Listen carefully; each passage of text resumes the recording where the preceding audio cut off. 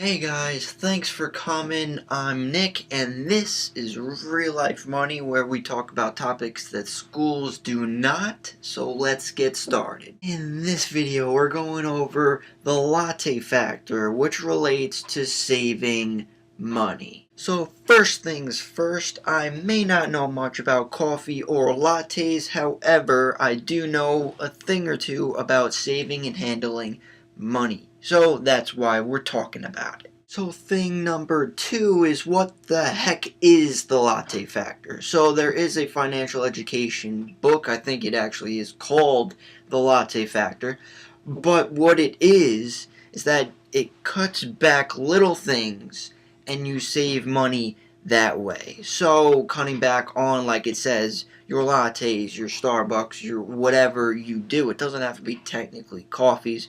It could be, small little gadgets that you get, or, little hobbies. Small little things add up to bigger amounts. So the idea is, with these lattes or clothes or whatever, these small items that you very often purchase. That's not English, but you know what I'm saying. Things that you purchase a lot that aren't particularly a lot or expensive, but you do it often. So when you cut these completely off, or just cut them back so you get them less often, that money that you save, you actually, instead of spending that on those small purchases, you end up saving that amount. So the small amount of money that you keep, you're able to either save, pay off your debt, or invest, whatever it may be. That's the idea. But does this really work? So while you're purchasing your mochaccino frappellino latte, whether that's the name or not, let's say it costs $5. So if you cut that off every day, or even every other day, you don't even have to cut it off every day, then it adds up. $5, $5, $5. Then by the end of the month or even year, that could turn into hundreds or even thousands of dollars. Now, yes, I do agree that this kind of works when you save small amounts of money over a long amount of time. That turns into a huge amount. However, what a lot of people don't like to do is do that for so long, because it doesn't feel like anything is really happening, because you have to wait so long. So that's why most people don't do it. Now, if you are one of those people who have those long-term visions, like 5, 10, even 20 years out, yes, that's thousands of dollars and that's great and everything. However, it's not really the most efficient way to save. In this day and age, people are looking to save hundreds of dollars fairly quickly, not over years and years.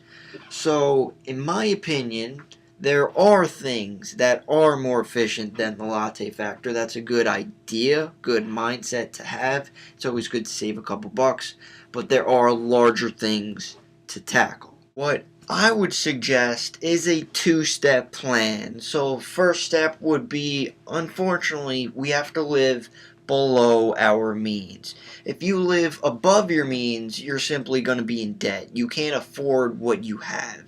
If you live at your means, you're simply not saving anything. You're just breaking even. So if you live below your means, that gap, that extra money that you have, you're able to do something with.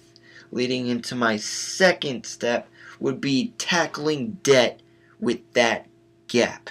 So going into more detail about the first step, living below your means, everyone is trying to beat everyone else. They're trying to outperform in luxury and just fancy stuff that they can't afford.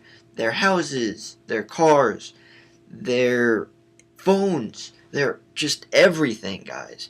There's wants that we all have, not necessarily needs. You do not need those wants. Now, I'm not saying to completely cut all of that out, but if you cut enough of it, that gives you a good gap. Now, going into more detail about that gap, that money that you save when you do drop below your means, then you tackle your debt with vengeance because it's holding you back from your future. You were paying hundreds and hundreds of dollars a month, probably on average, just to pay credit cards. So imagine not having that anymore. Then that frees up hundreds and hundreds of dollars a month. So when you tackle that credit card debt and you wipe it out, then you have that money extra every month. And on top of that original gap. So now you have both, then you could tackle larger amounts of debt, whatever it is, your car, your eventually house, and then when you tackle or get rid of all that other debt, your gap, the money that you're able to save and keep, grows and grows and grows. So just wanted to throw that one out there, guys. Kind of random thoughts, but good ideas behind it. With the Latte Factor, it's always good, couple bucks, but maybe not as efficient as tackling debt. So you could, instead of putting that money away toward a credit card, once you wipe that out, now that money becomes yours and you could use something with it. And that could really change lives, and you could create something better for yourself. So, if this helped open your mind a bit, like and subscribe to my channel, Real Life Money, where we talk about personal finance and development, which really relates to anyone, guys. So thanks for watching, and I'll see you in the next one.